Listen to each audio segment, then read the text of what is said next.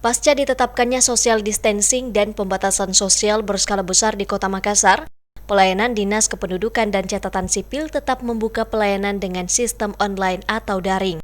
Mulai dari pengambilan nomor antrian, pengumpulan berkas kependudukan, hingga penerbitan data kependudukan dilakukan secara online. Kepala Dinas Kependudukan dan Catatan Sipil Kota Makassar, Aryati Puspasari Abadi mengatakan, jauh sebelum PSBB di Kota Makassar, Disdukcapil Kota Makassar telah menerapkan pelayanan sistem daring.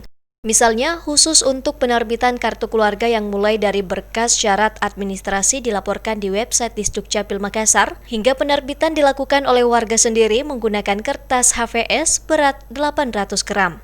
Jadi kami sampaikan bahwa Capil ini melaksanakan pelayanan daring itu berdasarkan Permendagri yang sudah dibentuk oleh tim Dirjen Dukcapil. Jadi pelayanan Dukcapil sebenarnya ini pelayanan daring ini walaupun belum ada pandemi COVID-19 dulu kita sudah melaksanakan pelayanan daring atau pelayanan online.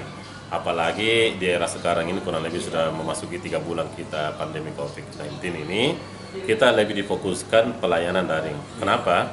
Karena pertama ya namanya protokol kesehatan, pertama finansial atau social distancing atau jarak ya.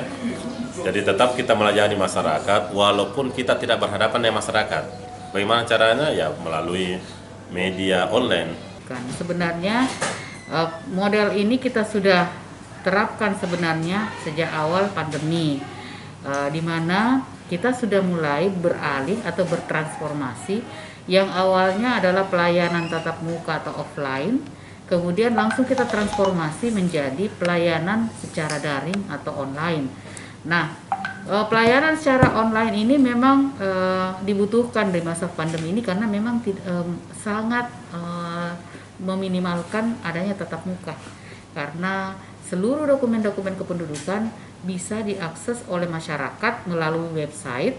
Kemudian hasil dari dokumen yang kita proses itu hasilnya kita kirim dalam bentuk PDF ke nomor WA. Dan sistem juga akan otomatis mengirim ke emailnya masyarakat untuk kemudian dalam bentuk soft file PDF itu dicetak sendiri oleh masyarakat.